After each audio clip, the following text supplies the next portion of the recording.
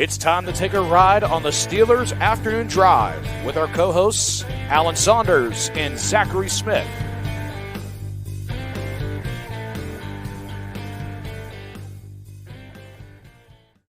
Welcome into another episode of Steelers Afternoon Drive. I'm Zachary Smith. Saunders back with me riding shotgun today.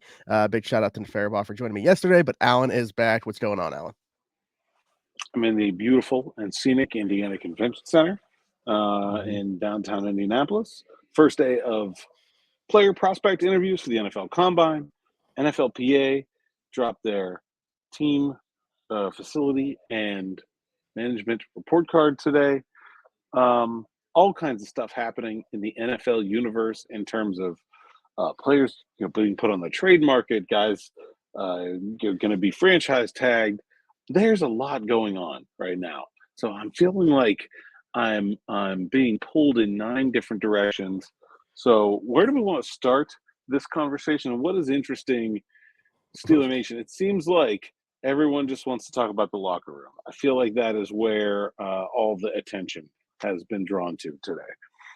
Correct. You said it before. I was going to make a joke about it to segue into that, but I was going to ask you how those facilities were in Indianapolis, Indiana, at the convention center. I will say that the media box lunch here could be way. It's like a D. It's there. Okay. It's free. Mark it down. I'm not really complaining about free food, but like, it's not good.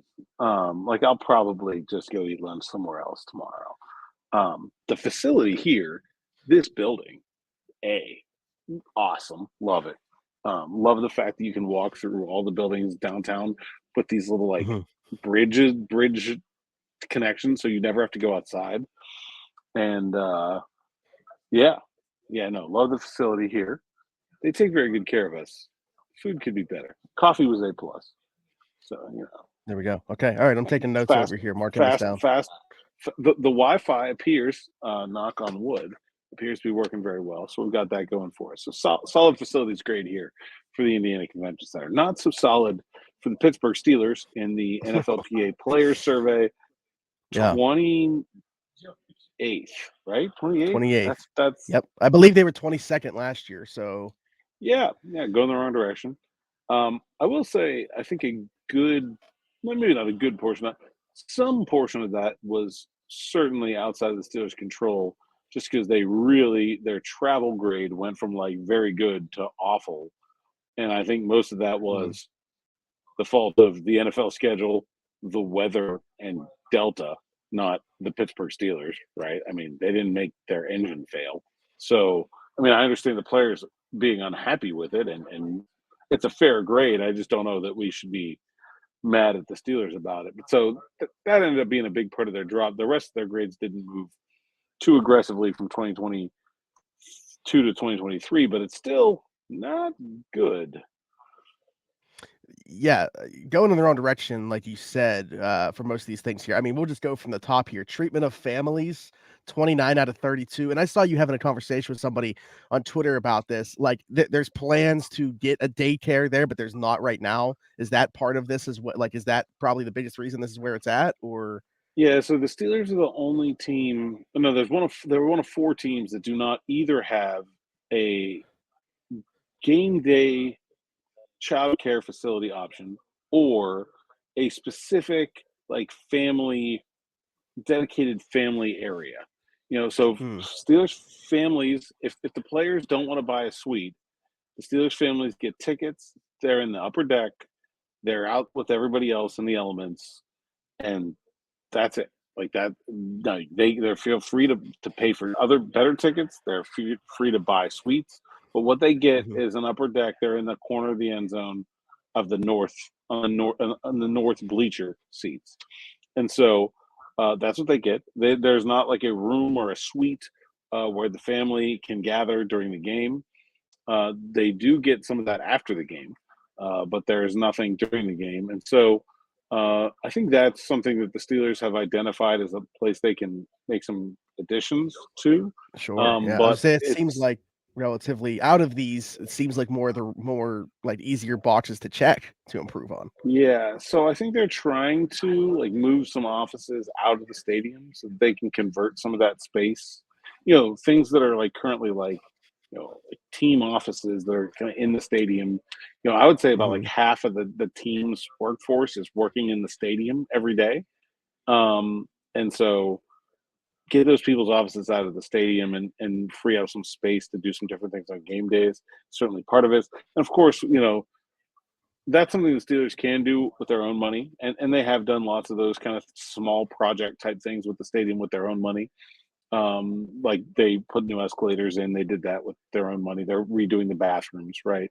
Mhm. They're the new Hall of Honor museum and the pro shop. All that was stuff the Steelers did on their own.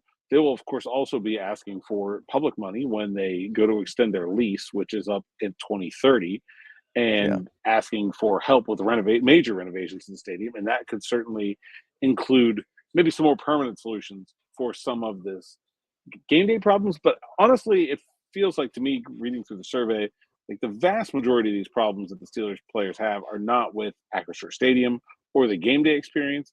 It is mostly about UPMC Rooney practice facility and their daily kind of work environment. Gotcha. Okay. All right. Yeah, so that was an F minus grade that they were given on that. Food and cafeteria, a B minus grade, but 16 out of 32. And this is one that like you have the same when you eat at the stadium. Is it like the exact same thing, like the same food that the Steelers have access to? So like I was just asked if you can attest to that. At the practice facility, yeah, I eat the same food the Okay. Steelers eat every Yeah. day, and it's freaking awesome. So, like, I don't know, like, I think this is probably one of those where, like, yeah, they're 16. Like, I think part of the way the NFLPA has this structured kind of bothers me. Like, if everyone's food is really good, someone still has to come in last. That doesn't like Sure. Well, that's like, yeah, that 16 out of that 32, but it was a B minus. right. So, Like, like, yeah. it doesn't really matter that you're 16th out of 32 if they think Hmm. it's a B minus. Their food is fine. It's very good. It's free to the players. They have great food hours. I've never heard a Steelers player complain about the food. And trust me, I'm in the locker room all the time. I hear players complain about a lot of stuff. Never heard a player complain about the food. Maybe Are like they a guy that complaining likes something about someday, but Yeah, I was saying they complain about the healthy options because nutritionist dietitian D 30 out of 32. I think this is more about a staffing thing and about just having Yeah. like a number of people on the staff that makes guys feel like they are getting an individual plan and getting taken care of specifically, as opposed to Okay. just being, like there is a team nutritionist, but I don't get the sense that there is like a team of nutritionists, like there is, say, for example, the strength and conditioning staff, where like they got pretty good marks because the players felt like they were getting a personalized plan. And it's very ironic. The Steelers strength and conditioning staff was one of their best grades, and they let go the entire staff this offseason. So Mhm. I don't know what I don't know what the cause of that was, but it's interesting. Um, but I think just the staffing level, I think there is probably what the complaint is about. That's something the Steelers probably could address and probably could address fairly inexpensively. I'm not saying that it's you got to be like overkill like this, but I was watching a video about like the Jaguars, and because when they did everything that they did there, made all the renovations to their practice facility and stuff, there was somebody that was like touring it, and they were talking to the nutritionist, and they said they have 7 people working under that. Like they have 8 people that are on this nutrition team. Yeah, I don't think the Steelers have anywhere near that, and so Yeah. I think that's certainly I think that's a reasonable complaint, but it's also like a pretty minor one. Again, like the point of this survey is to like give NFL players that are free agents some real knowledge about what they're getting Mhm. into when they sign up to play for a team, and also to give the teams the knowledge of what other teams are doing behind closed doors where they may be behind and they wouldn't know. If it wasn't for this survey, how would the Steelers know how many dietitians the Jacksonville Jaguars have? Right? Like they don't have any idea. And Yeah. so, but like, I can't imagine a world in which a player is not going to sign with the team because they don't have enough dietitians. Like that's like so much Yeah. of this is just like very very rich men complaining about relatively minor things, that I think like the uproar over the Steelers getting a bad grade is like Like at the end of the day, none of this stuff matters that much. The one, okay, so the next one is the one that think I see the people talking about the most out of this, was the locker room, because people were like actually posting pictures and stuff of the locker room. But to your point, we're gonna bring this up in a second. Anyways, 30th out of 32, but people were sharing pictures of their locker room at Acrisure Stadium. And to your point, you were saying you think this is more about the facilities on the south side. Yeah, it's all about the facilities on the south side. The locker room at Acrisure Stadium, they're in 10 times a year. They don't care what it's like, as long as it's good enough. And it's certainly no different than any other. I mean, I've been in lots of NFL stadium locker rooms, and I think it's probably, it's certainly not the nicest, but it's comparable, right? Like that's what most of them look like. College teams, and so a lot of people also like showed like, oh, this was Pitt's locker room. College teams use their locker room and how nice it is and it looks as a recruiting tool. The NFL doesn't have that. They give the players what they need. They don't need to give the players more than they need. But so the Steelers Acrisure Stadium locker room is fairly Spartan, but it's fine. It's big. Steelers have plenty of space in there. Like it's huge. Where guys, they want to be able to have space to like set out their equipment bag, pack it neatly. They don't want to be crammed in there. Everybody has a chair, and I've never heard a complaint about the game day locker room. Everything is about the facility on the south side, and almost all of the legitimate complaints about the facility on the south side are just that it is not big enough. I don't know what the thought process was when they built the building, but the Steelers. Your game day locker does not need to be that big. Like all you are taking there is the clothes that you wore to the stadium off to put your football uniform on, and then invert that process. Like they may have like a little toiletry bag. They may have, a couple of like, an iPod or a book or something, but they're bringing one bag with them off the bus, and then the equipment staff is bringing another bag in, and that's all they got. So like there doesn't need to be room for things in their game day locker. But their locker room at the facility is basically like their office, right? Like that's where they spend every single workday. And so guys have multiple changes of clothes, 24 pair of shoes, jackets for when it's cold, like all their, not just like playbooks, but like reference books and all kinds of stuff that they want to have around them. And their lockers are no bigger at the practice facilities than they are at Acrisure Stadium. They're a little bit nicer. They're wood instead of kind of cage and metal. And, they have like kind of nice nameplates, and it's a little fancier looking, but it's just not big enough. And when they built the building, the rosters were structured in such a way that most of this kind of higher profile players got two, and it was kind of okay. But they've more than doubled the size of the practice squad. They've made it easier to keep guys around on the injured reserve list. So maybe when they opened the building, there would be like 53 plus 6, and now it's 53 plus 16 plus another half a dozen IR guys, and pretty soon you're out of lockers when they come back from St. Vincent that week between the end of training camp and the regular season and all through OTAs. They have to add additional temporary lockers into the middle of the floor of the locker room, and they are just an old school metal foot locker with like a folding chair. And if you're like the 88th guy on the 90-man roster, that's all you get. So it is just way too cramped in the Steelers locker room. It needs to be significantly bigger than it is, and it's not about the creature comforts. I mean, it's still a pretty Spartan locker room. Like it's not crazy or anything, but most of the complaints are that there's just not enough room, and it is really not enough room. Gotcha. Okay. Well, that's good to know, because I think that there were a lot of people that were like, where's this coming from? Training room, D+, 29th out of 32. Yeah, I mean, they've been making like incremental upgrades to that kind of stuff. I know a couple of years ago they put in a new, like, I don't know what you call it, like a jetted pool where you like swim, an infinity pool. I think that's what they call it, right? Where you and they also have like a 0G treadmill now where you can like run without putting weight on your lower body. So like there's been upgrades. I don't really know, what they're lacking that other teams have. I also am not sure like where the perspective for a lot of these guys are coming from. I mean, of the guys on the roster, most of them only ever played for the Steelers, so very few guys have an actual comparison to make to it, except for a college program. So, So well, that's what I was going to say. Is it maybe then the Steelers have so many guys that are on their first contract, haven't played somewhere else, that they're comparing it to a college place where, again, you're taking like these are facilities that they're putting more into because of the recruiting aspect of things. yeah, certainly. I mean, Yeah. every college has every like major Power 5 college program has a nicer facility than like every NFL team. Like that's common knowledge. And so, and again, it's not because they need that; it's because they do it to get recruits. And NFL teams obviously don't have that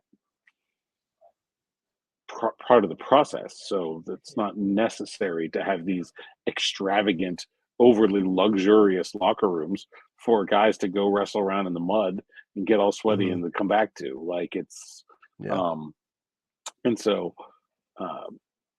now the training, again, every single thing that we're going to come to that involves the Southside facility is going to be, it's just not very big. The training room is not very big. In fact, guys that are injured will have to like stagger when they come in. Like if you're a vet, you may get a good time, but if you're a rookie who's hurt, you may have to come in at 7:15 in the morning because that's like, there's not that much space and there's not that much staff for them to be working on 7 guys at a time, And so it is when, I don't know why they built it the way they did when they built it. I don't know if it was just cheap, if it was just a lack of foresight.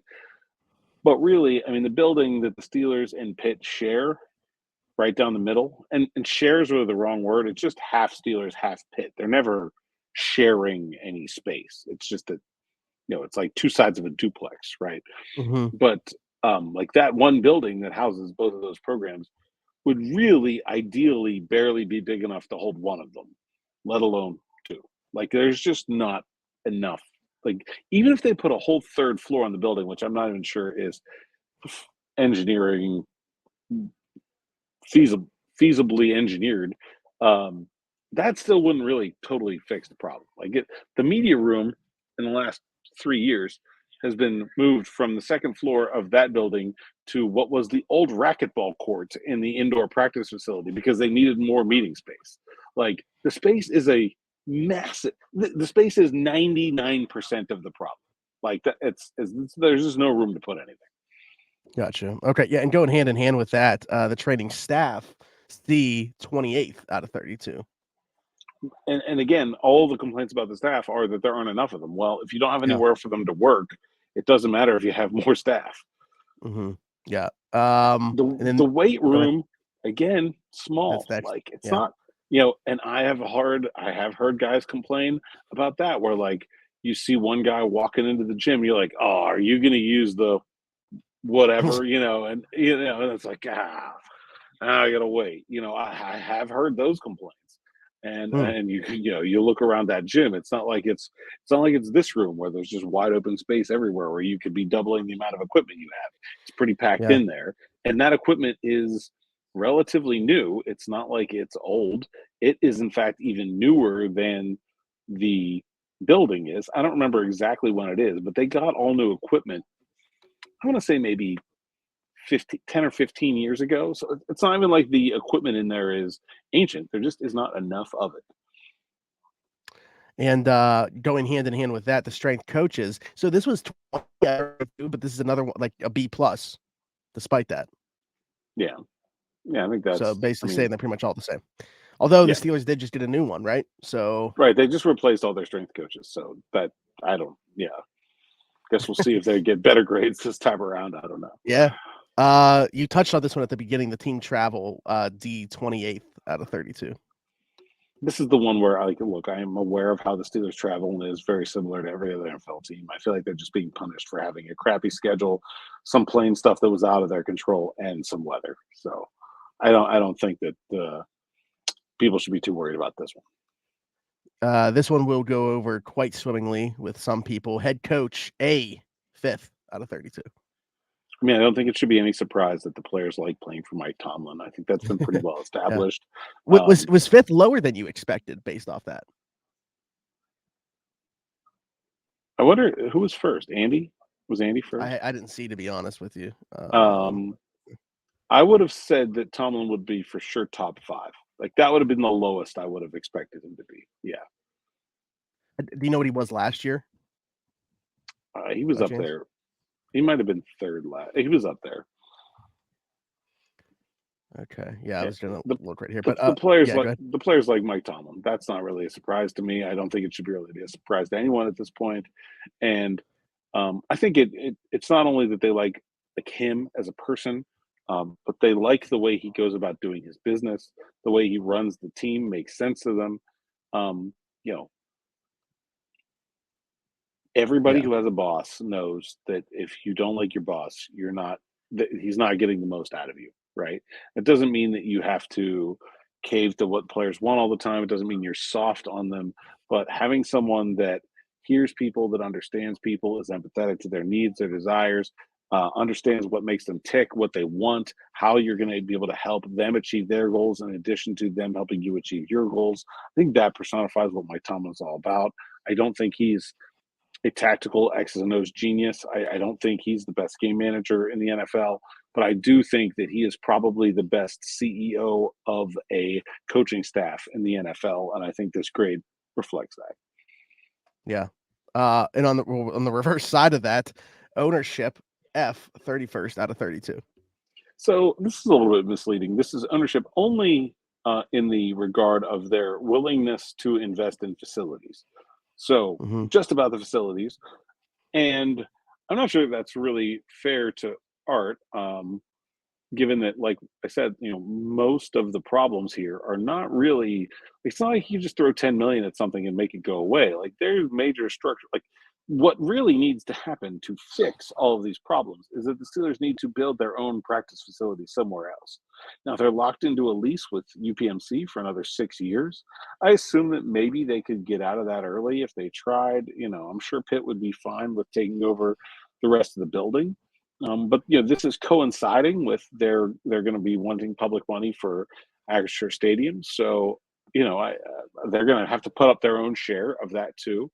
So, I don't know that it's been a top of the table issue for them, but like it would surprise me if in the next 5 to 10 years they don't build their own practice facility somewhere else within the city, or maybe somehow adjacent to where they are now, where they can spread out and have the space to do a lot of these things. I think that's been coming. And man, the one thing that's not on this survey, if this was on the survey, they would have would be parking. There's nowhere to park in that facility. Like the guys park like up on the sidewalk and on the curb and like everywhere basically, because there's never anywhere to park. And so there's just not enough space. And I think it's very clear that there was not enough foresight in the construction of that building to make it feasible for Pitt and the Steelers to stay there long term, based on just the way that the demands for space have grown in both of their sports. Pitt has similar problems.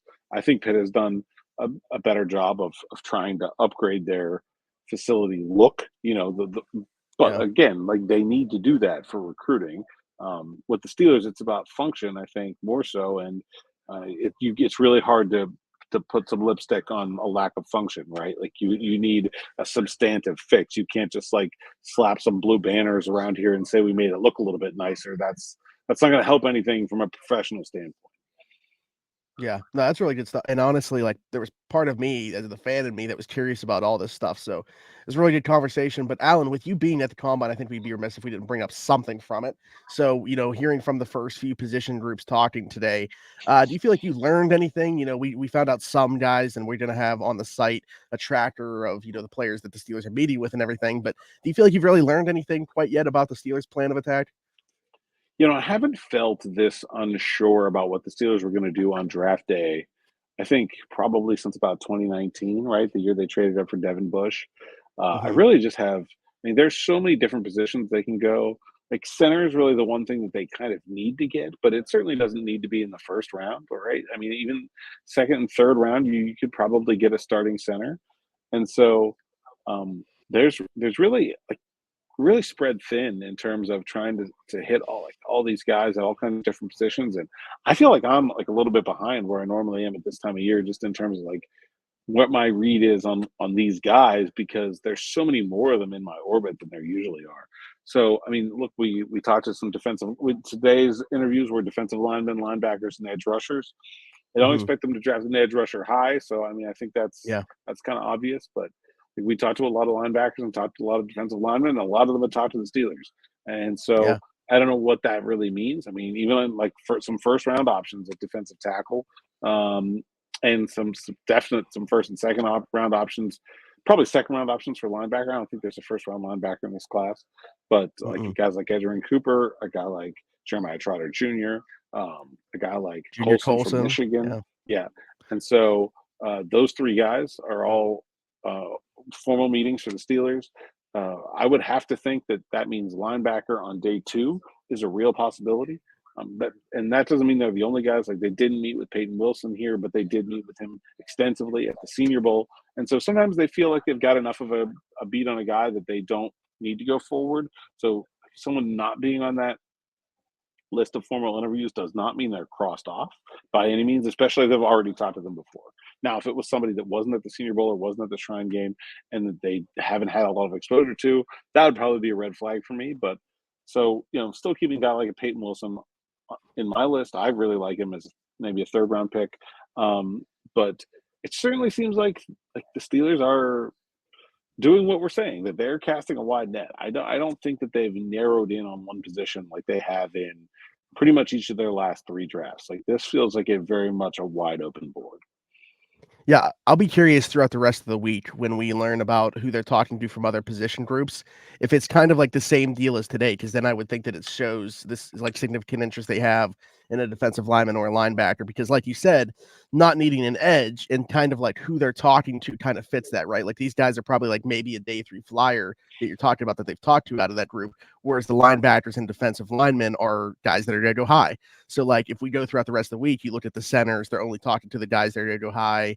Wide receivers maybe in the middle. Like, if this maybe maps it out for us where the interest is, like, would it surprise you if, because we haven't necessarily spent a whole lot of time discussing the idea of going to linebacker super early?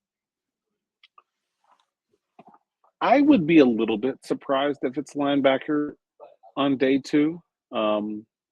It just doesn't feel like the biggest need on this team for me. It's also not like a position of extreme value where, like tackle, for example, like corner, everybody needs those. Even if you have one, you kind of think, well, can we have a better one? Linebacker, they certainly don't have a future guy, right? But Landon Roberts played really well last year. I thought Cole Holcomb played fine before his injury. And that's a position where you can just find guys laying around where, it's a lot of plug and play. You're not going to get a star if you do that. Maybe a guy like Junior Colson, if he really wows you, right, with some serious athleticism, you think, okay, this could be like our next Ryan Shazier kind of guy. But if you're not getting that, I don't know that they need a linebacker to play this year. Same thing with defensive tackle. I think we're going to go into the year with Larry Ogunjobi, Keanu Benton, and Cam Hayward as the 3 starters on the offensive line, no matter who they draft this year. And yeah, they would like a 4th guy for some rotational purposes. That could be bringing back Monty Adams. That could be, some other free agent. Fletcher Cox was linked to the Steelers. I think that's very interesting. Could that be a Braden Fiske or Chris Jenkins, who, by the way, looks just like his father, and is a very personal guy, very cool guy to talk to today. So that was fun. But it's out there. I just don't know. I feel like center, tackle, corner to me are on a different level than and quarterback, which like I don't expect to be addressed with these picks, but like it's out there, right? But like center, tackle, and corner to me feel like needs that are pretty significantly up. Now we go into free agency, that could change, right? They could sign Aaron Brewer. They could sign L'Jarius Sneed, or maybe somebody more realistically, Keyshawn Nixon, right? Like they can go like shore up some of these needs in free agency. And part of this process is like, who do we really want to draft, and who is just there for us to draft? Because they could look at these linebackers and say, okay, like we could take this guy in the second or this guy in the third. That would be reasonable picks, but we don't really want to have, like, we don't love any of these guys. We don't really feel like we need to have them. So maybe we'll sign a free agent linebacker. We won't sign a free agent at corner where we really love Mikey Stannerstill, or somebody else, that Kool-Aid McKinstry, or whoever they feel like they're going to draft in the third round, like Cam Hart or Abrams Drain from Missouri, right? So I think there's I'm still very unsure about what they're doing. It doesn't seem like they're super sure yet either. It still seems like they're working through this process. Well, hopefully we get a little bit more clarity here as the week goes on. Who talks tomorrow? Omar Khan, fingers crossed. Omar had, unfortunately, a death in his family, wasn't able to make it out here earlier this week. But so he's supposed to talk to us tomorrow, and that is going to be at a very magical time for us here on the Steelers Afternoon Drive, because Omar is talking at 3 p.m., and then we'll be wrapping up right about at 3:45, just before you and I normally record at 4. So we will have fresh Con takes for you Steelers Afternoon Drive audience tomorrow, and I'm fired up about that. There we go. But is there? Player-wise, we've got tight ends, which I'll be honest, I might sleep in, because I don't really think that the Steelers are going to draft. I don't know. Brock Bowers slides. If there's I really like Theo Johnson from Penn State. I think he's been one of the highest risers for me in this entire draft class. I just I don't know if I see it. But also tomorrow we get safeties and corners, and so I will have also, those are two positions certainly of need. The corner group between 11 and 11:40, I have to talk to about 47 different guys. So we'll see how that goes. I may have about as much hair as Omar by 3 p.m. tomorrow. Well, that could make for interesting content on here. So not that I want that to happen, but it'd be very interesting if that does happen. Alan, until tomorrow, tell the people where they can find you. Right now on the second floor of the Indiana Convention Center, just outside the Sagamore Ballroom here. You can find me somewhere downtown, going to get cheeseburger or something here in a minute. At @Saunders_PGH, PGH Steelers Now, SteelersNow.com. Lots of stuff going up there. Oh my God, all the stuff, right? We didn't even get into like the L'Jarius Sneed stuff. Zach Wilson's getting traded. All kinds of NFL-wide stuff, all kinds of Steelers stuff. Mel Kiper with a new mock draft has him taking Clemson cornerback Nate Wiggins. All the combine meetings. There's a lot up there. Also, I had a call about Mike Tomlin, and you should go find that, because it's now like not at the top of the site anymore. But I say this a lot. I've probably said it before on this podcast, but we said a lot in last season that how much the national media loves Mike Tomlin, and that's true. But it is just because everybody else here loves Mike Tomlin too. The man is the closest thing that this town has to a rock star this week. Everybody loves him. Everybody wants to be around him. And everybody, when you say you're from Pittsburgh, is like, how do they not love Mike Tomlin? Yeah, there we go. So that is that top grade is not just from the players in the NFLPA. I can tell you what, if I talk to an agent, if I talk to a coach from another team, if I talk to a scout from another team, if I talk to a GM, you're not going to hear a person say a bad thing about Mike Tomlin in this town this week, except for like people that cover the Steelers. That's about it. There we go. That's great. I'm Zachary Smith, PGH. Like, subscribe, hit that notification bell here. Hit us in the comments with any questions for when we come back. Thoughts about what we talked about. Does this mean anything to you? The report cards. I want to get your guys' opinions on this as well. Leave us a 5-star review if you're listening somewhere else, Apple, Spotify, wherever you get your podcast from. For Alan Saunders and myself, thanks for jumping in. Take another ride on the Steelers Afternoon Drive.